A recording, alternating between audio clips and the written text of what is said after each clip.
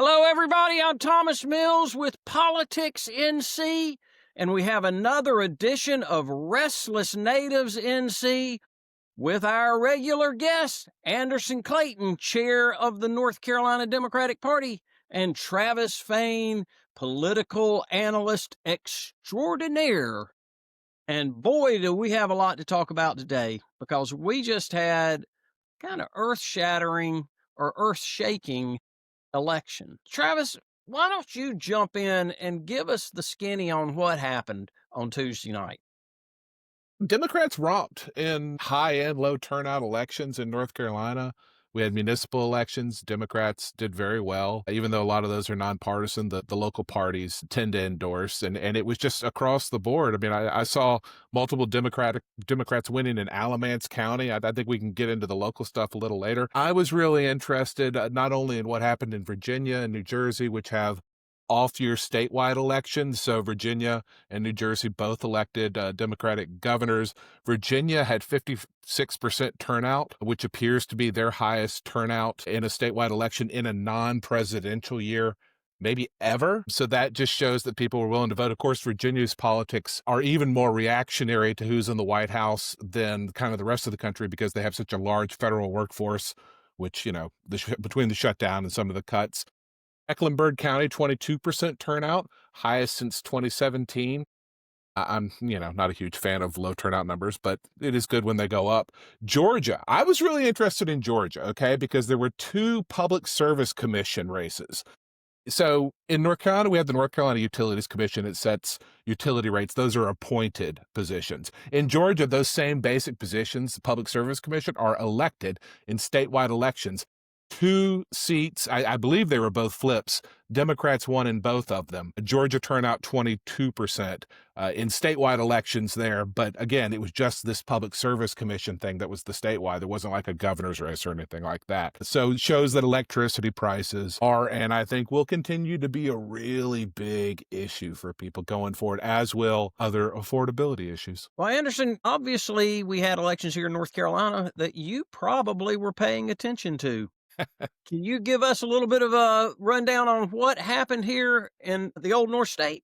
We had over 150 flips for Democrats at the county and local levels last night, or in Tuesday night, I guess, in that sense. I'm still on Wednesday time frame, in case anybody doesn't know. The day after Election Day is sticking in my body. But amazing wins, and I think it just goes to show how many people really care about what's going on in their communities right now. People like Beth Kennett, who beat out a Republican incumbent mayor in Alamance County, Chelsea Dickey, who won her race in Graham, North Carolina, even after they sent out fake mail pieces about Chelsea and tried to label her as somebody that was a defund the police type candidate. And Chelsea was someone who was so well known in that community, right? That the ability for her to be able to push back on that. And I think it was just incredible that voters showed people like, you can't lie about candidates all day long, but if they're people that are from these communities, we know them and we trust them.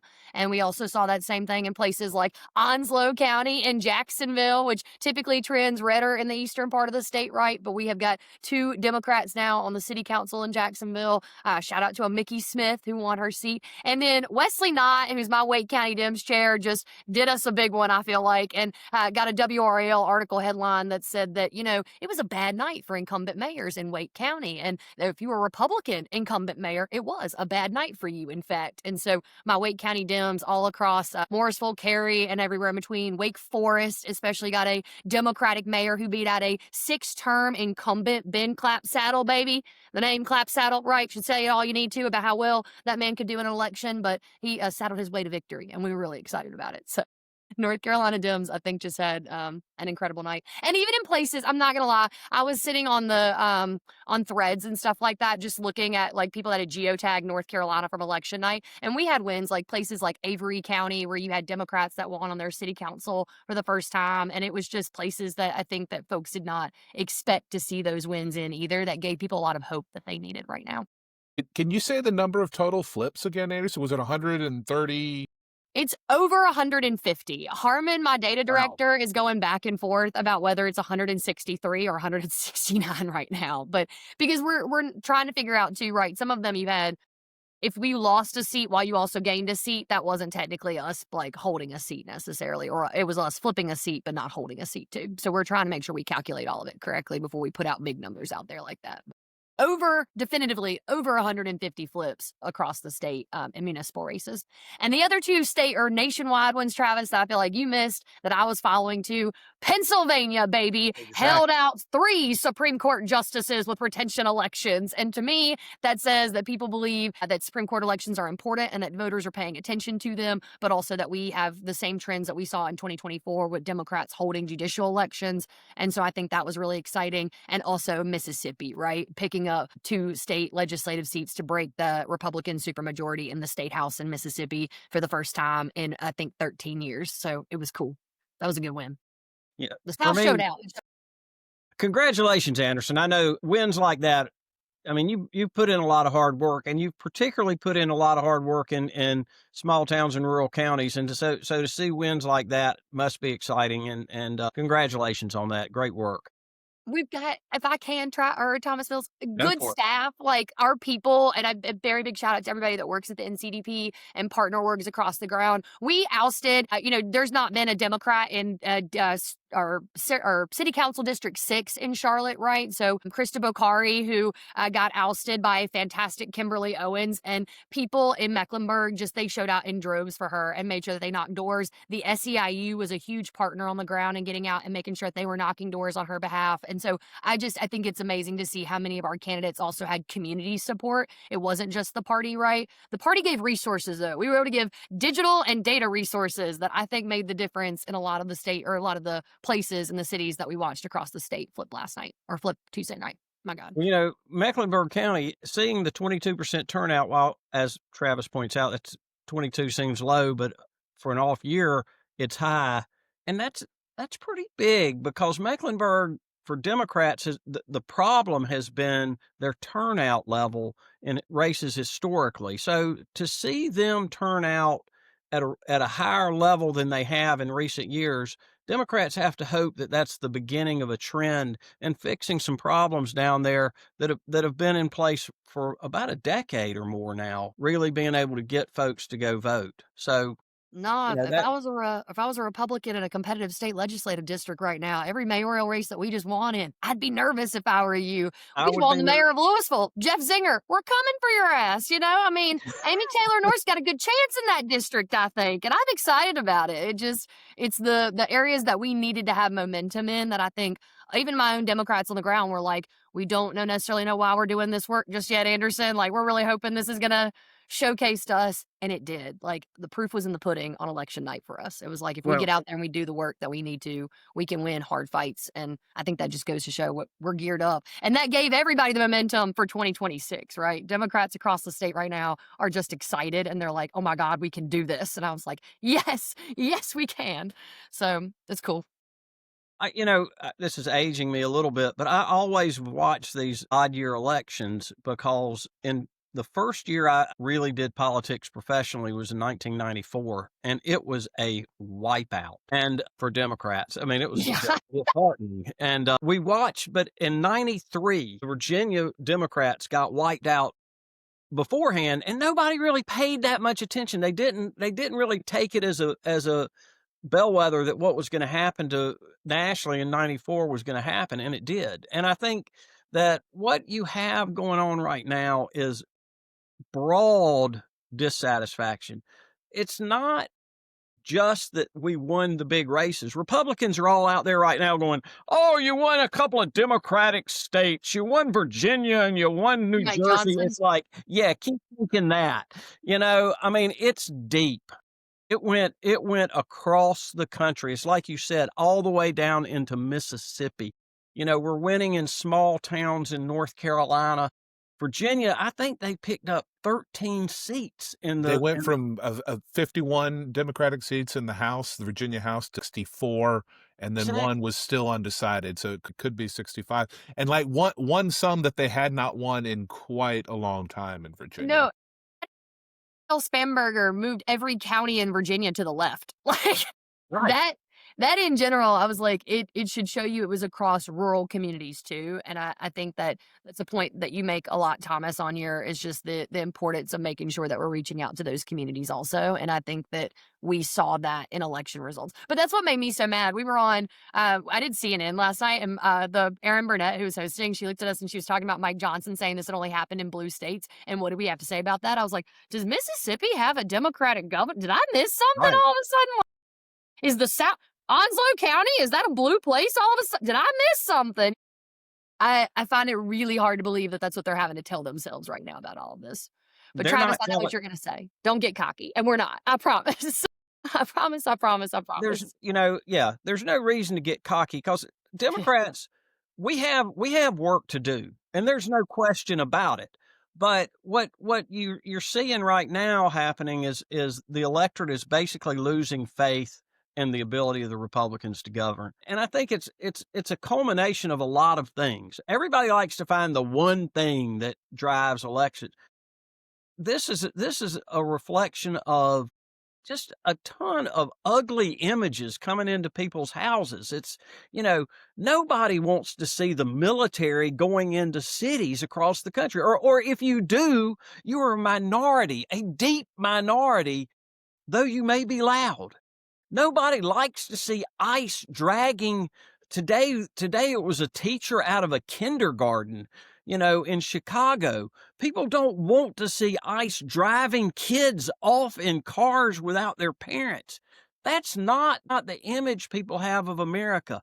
They don't like boats being blown up, and they don't like paying more for food after they were told that the whole reason we got elected was to bring the prices down. So, it's the whole ball of wax. Pick something you don't like. Maybe it's the graft. I mean, the guy just sold a pardon to somebody. He tells us on national news that he doesn't even know who the guy was. And it turns out that the guy's making billions of dollars for his family. You basically admitted on national television that you sold a pardon. People don't like this, and it's just a general dissatisfaction with the whole way Republicans are governing. And that's not even to get to the shutdown. I've seen the polls, I've seen them both in North Carolina and I've seen them nationally. They're blaming the Republicans for that. Look, MAGA's going to blame Democrats. Let them keep blaming Democrats. But the bulk of the country understands that they have control of the country. And it's their responsibility to make government function, and they're not doing it. And whether if it's go compromise, fine, go compromise. Hey, maybe it's getting rid of the filibuster, whatever. But something's got to make the country function again, and they're not doing the hard work. They've shut it down for 37 days, and the American people are going, this is not what we voted for. This is not what we wanted. We're going to look somewhere else. So, I think what happens in a wave is one side is motivated to come out. And Donald Trump, nobody motivates Democrats to come to the polls more than Donald Trump. So they came out. The other side is demoralized. A lot of these Republicans are like, well, this is not what we really wanted. So they just stayed home. And then the middle, people who don't pay that much attention, they're the ones that are kind of appalled, and they voted overwhelmingly against Republicans and for the Democrats. That's what makes a wave. Do you think that Republicans have nationalized politics? And Democrats are guilty of this too, but I think the issues Republicans are going, there is a turn that is happening, right? Where nationalizing politics is starting to hurt Republicans. And in my opinion, that is what's happening right now too. I would love to say, to be truthful with y'all, I would love to say it's because Democrats have had this strategy since 2023 to take over local elections because we understand that the bottom of the ballot is the closest to your front door and your communities need your help right now. I will be truthful though, a lot of what drove people to the polls is the fact that, to your point, Thomas, they see people coming into communities right now. Folks they know people that have been laid off work that are on SNAP or their health care has gone up. Their premiums have gone up by $55 if you're a state employee or 5 times the amount that you are currently paying if you're on private insurance right now for next year. Like, I genuinely do believe it's bad Republican policies too that are driving people out right now. But it's something that I don't think we've typically seen where the nationalization, Donald Trump could drive somebody out to vote in a local city council race. And that to me is exactly what we're seeing in some ways too right now. And I think Republicans should be afraid of that because for a long time they've relied on being able to separate that from what's happening on the ground and in communities right now. Well, I was going to point out what really watching Republicans build themselves up as from a minority party in North Carolina is they used to focus hyper locally. You know, they did not allow things to get nationalized. Democrats were more guilty of that, but they started building their party by winning city council races and school board races back in the 90s and early 2000s, and they localized everything, and it was a very smart strategy. And Democrats had kind of a nationalized strategy, and you may be seeing a reversal of that right now. Like you said, Donald Trump has made sure the Republicans are nationalizing everything because everything's got to be about him. Well, they're making it about him. We just saw Phil Berger go up to Congress and say, "Hey, Donald, I'll trade you a congressional seat if you'll endorse me in my Right. Senate primary." I mean, like, how much more hyper local do you get than trying to say we need to bring in the president to endorse in a state legislative race right now in North Carolina, for God's sakes? Right. This Travis, this Thomas and I've is been talking too much. Take it Well, no, away. this is what, but you're making a really good point, and such a good point that I'm not sure how long it'll take me to internalize it and kind of come up with what I think are next steps. But this idea that nationalizing politics is beginning to hurt Republicans makes a lot of sense to me. And Anderson, you're right. Republican leadership at the state house level has really embraced this. If you look at the social media posts of for Senator Berger or for the Speaker of the House, Destin Hall. I mean, they really want the loving embrace of Donald Trump over anything else. And baggage comes with that. And boy, when it flips, it's going to flip real, real hard. And I don't know exactly when that is. It looks to me, feels to me like Democrats have really built a base, particularly in North Carolina, coming out of these municipal elections. So, yeah, don't get confident. Don't get confident. Wait, but here's my question to you, though, Travis, on that. Like, I don't feel like I've seen that happen either, even in the first Trump presidency. Like, the Republicans in the state have gotten progressively more nationalized, right? Even since I've been party chair, I feel like, but maybe I'm just like, that's in my head too. You know what I mean? But it feels like it's gone more and more in that direction, which I've just been surprised by because I think to Thomas's point, Republicans in North Carolina made a really good operation here, right? By being so focused on the state itself and on those local elections. And I think somewhere along the way, they drifted from that. And Democrats weren't there to begin with, right? So that's where it's like, to me, the building back of what we're doing right now is so much focused on local elections because I'm like, we need people that speak for the communities, not for the national party in some sense, or not from a national standpoint, right? It has to be folks that people trust. And sometimes those are not people that the party necessarily trusts sometimes too. But I think we're under the gun right now of saying we need to embrace the big tent party. And that means like you're not kicking anybody out of the tent, which I think is sometimes hard to do for us too.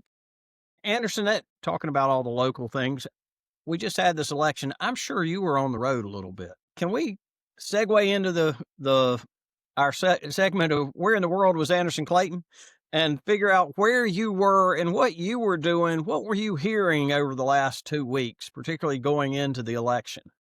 Yeah, election day we did 9 stops. So I started out in Wow. Alamance and then I went to Forsyth. So we hit Louisville, which that's where I was sitting there saying, I was like, I don't know, we're about to get a Democrat in Louisville outside that polling site that day. Felt a little dicey because I mean, every Republican that was on the ballot had somebody out there. The presence outside the polling locations to me were also very telling. But you know what? Jenny Marshall, shout out to her in Forsyth County, my fantastic county party chair, because that woman had every polling site manned with somebody with a blue ballot and they were passing that thing out like none other. And so even in precincts maybe where it wasn't our friendliest of friends, right? We were still having somebody there that was saying, hey, are you a Democrat? You want a ballot? You want a sample ballot? And we went from Forsyth and we ended up in Iredell. We went to Rowan County and I ended up in Mecklenburg County that night and was able to see Wesley Harris, my county party chair there, look like Steve Kornacki with his spreadsheet that he had up of every win in Mecklenburg. There's a wonderful video on the internet of Wesley Harris being like, it's not on my spreadsheet. It's not on my spreadsheet because Kimberly Owens beat out Krista Bakari by 62 percentage points. Wesley only had it at 60%. Like, what would it have taken for us to get 60% of Democratic turnout in that race? And he was like, I didn't even know we could do 62%. I just got excitement, honestly. Everybody was like, there had been more turnout across the polling sites, and my parties were really well organized. And I think that that's just a testament to them, to be truthful. What was there since the election? I mean, it's hard sometimes to separate. Democrats right now are as exuberant as I've seen them since before the Trump election, but what did you feel enthusiasm leading up to it? I mean, when you were out seeing people, did you feel like people thought that, oh yeah, we're organized and we're moving, or was there, you know, a kind of fear that we've got to do stuff? What was driving people?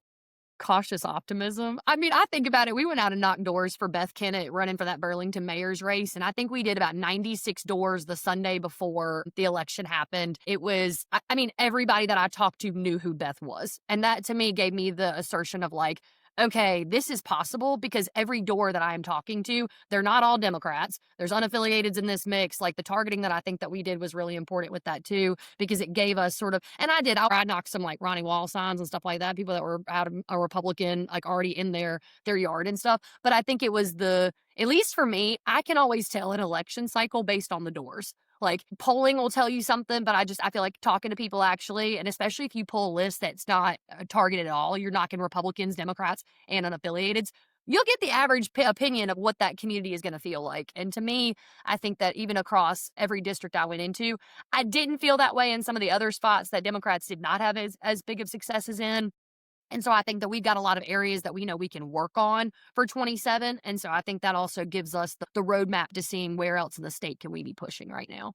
But I also think that Democrats, again, cautiously optimistic about like, if we do everything that we need to do and we work as hard as we possibly can, we can win these seats. But I don't think that anybody thought it was a guarantee. You know, I think a lot of us were still licking wounds from last November. I told Wesley Harris, we were in Charlotte and everything out of the election night watch party that they had, looked at him and I said, man, this is how last November was supposed to feel for Democrats.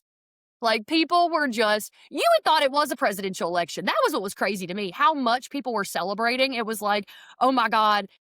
But I do hear y'all on the side of it of like, Anderson, you still sit at like a 37% approval rating for the Democratic Party nationally, girlfriend. Like y'all got a long road to hoe. And you ain't got to forget that, even with the local sense. But it's like, to me, this makes people on the ground feel like what we're doing is possible. You know, like I'm pushing a cart up a hill a lot of times. And sometimes it's real easier if other people get behind the cart with me and help me push a little bit. And I was like, oh, everybody's going to push with me this time. Well, you know, I'm a little bit of a hermit. I stay in my room here. What's Promise, we that? got everybody. Literally, I've mixed up y'all's two names today more than I have in any other recording that we've done of this. And I don't know what's wrong with me. It's that tea thing. But anyhow, I sat in here as the election started coming, returns came in. I'm watching returns on a computer, and I'm thinking that me and my political junkie buddies and consultants are all only people watching this stuff. So I'm watching it on, and about 9:00, 9:30, I thought, well, I'm going to go up. I'm going to just take a break from this, and I was going to walk up to this bar I go to and have a beer and come back and watch the returns again. I walked into the bar and it was full of people, and they had big screen TVs watching election results on an odd year election. I was like, whoa. I told the bartender, I said, I came up here to get away from this. But the fact that they had that on in the bar, and not only had it on, but had a crowd of people in there, indicated to me that there's something different going on.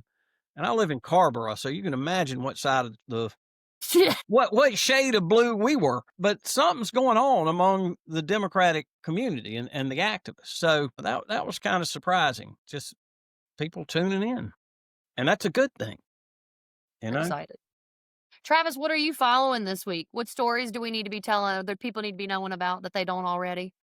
I would love to hear anything more I can about election results broken down by geography and demographics. I don't know how much exit polling was actually done. Beyond that, anything on affordability and anything on the shutdown. And then I'll highlight one specific story that I saw in the New York Times, I think this week. And it's about how with the new requirements to check and make sure that people are working or volunteering before they get Medicaid, Equifax, which is a credit reporting company, they apparently have something of a monopoly on data that points to how much money people make and when they're paid, which is what you use to determine if someone's working or not. So they're expecting to make billions of dollars, it sounds like, off of Medicaid work requirements, because all 50 states are probably going to have to go to Equifax and pony up more money to access that data to check these work requirements, which I think there's an argument that the work requirements don't even need to exist because it's such an administrative burden that it doesn't really save you money.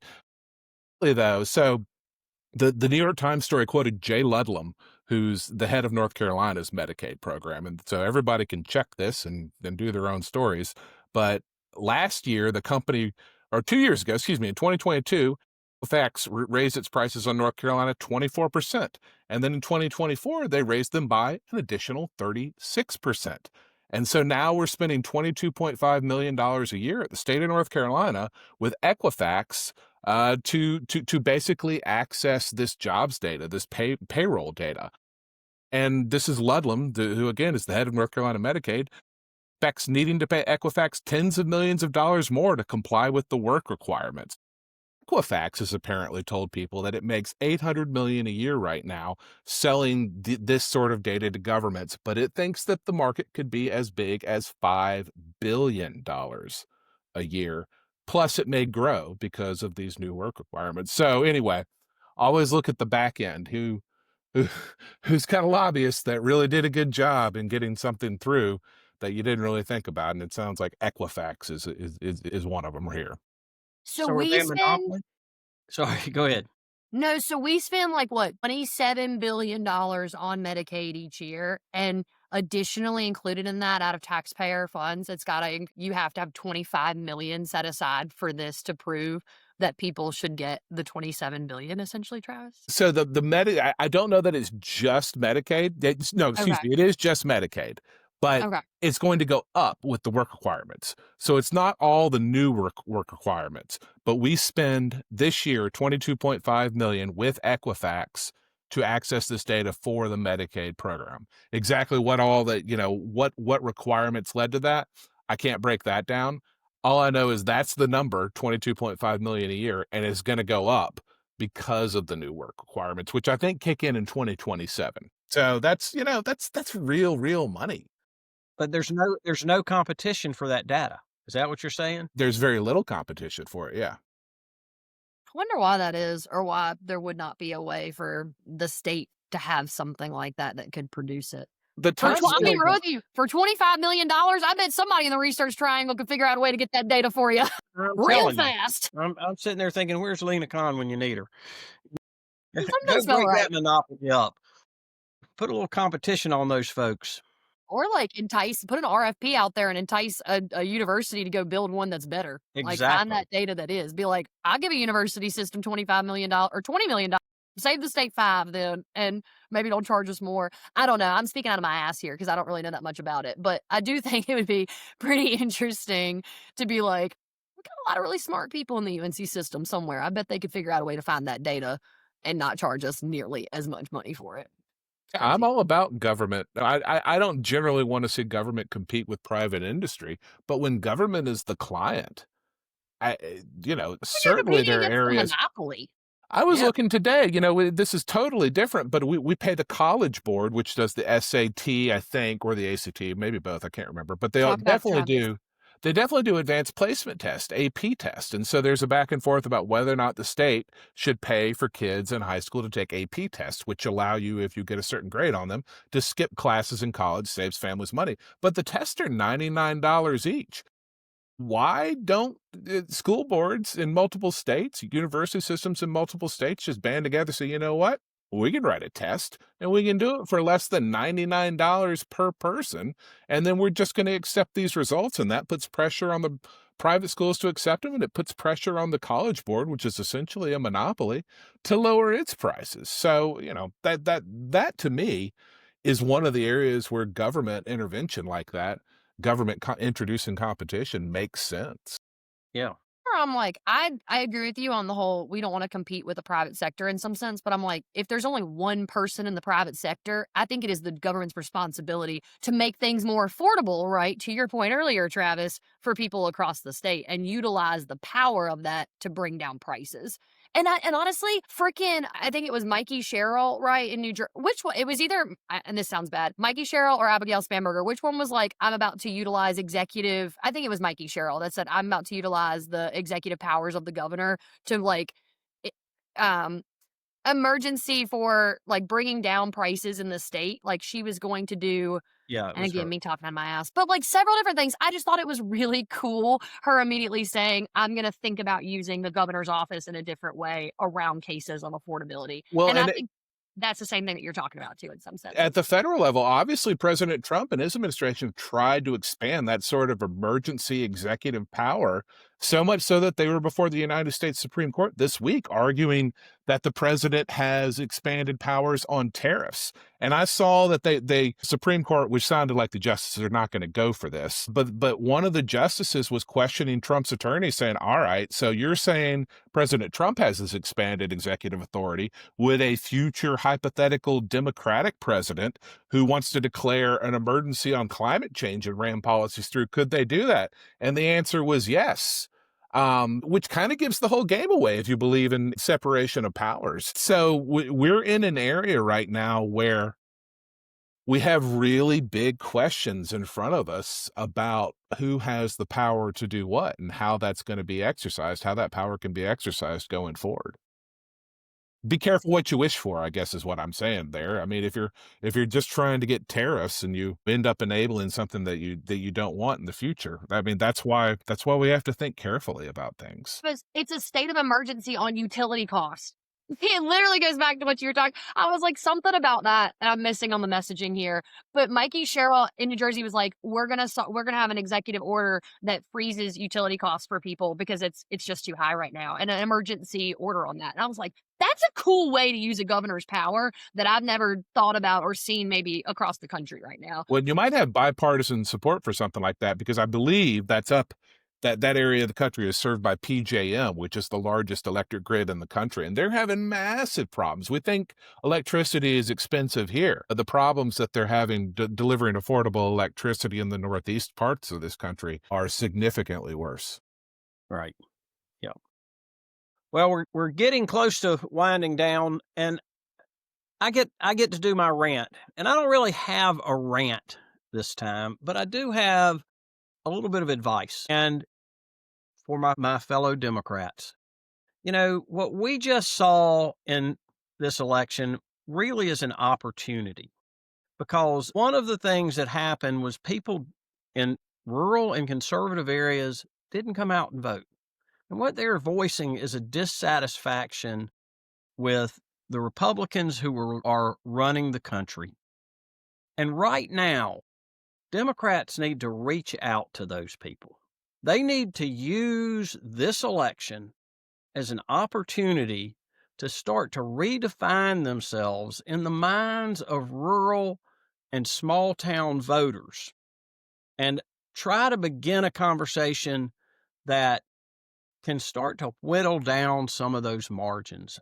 I think by nature, rural communities, small towns are more conservative than urban areas and even suburban areas. And as the quote liberal party, Democrats will have a hard time winning those areas again, but at the same time, they can start to narrow down those margins. And what they need to do is get back to more common sense economic conversations about what can you do to make their lives better. Back to that conversation we had about making things local. Making things local really means talking about what matters to people, not talking about big picture change that in society and in cultural things, but it's little things like how do you make food, how do you make groceries a little less expensive? How do you make schools a little bit better? You know, what can you do to alleviate the strain of a family that's got 2 or 3 kids and is paying a mortgage sized daycare bill? These are things that matter to a lot of people who are a lot less ideological than people would like to imagine. And this election just showed that there's an opening to go talk to those people. They didn't come out to vote. And by not voting, they voted. They said, we don't like this. So give them something to like. And that's kind of my rant, is I believe that Democrats need right now to take advantage of what happened, and they need to move fairly quickly to start to talk to people who have not voted for them regularly in a long time. And it makes a difference, particularly in a state like North Carolina, where our statewide elections are decided by less than 2% on a regular basis. So my rant today is Democrats, get out of your bubbles, get out of your cities, and start talking to the people who live in the counties around you, the people who they like to deer hunt.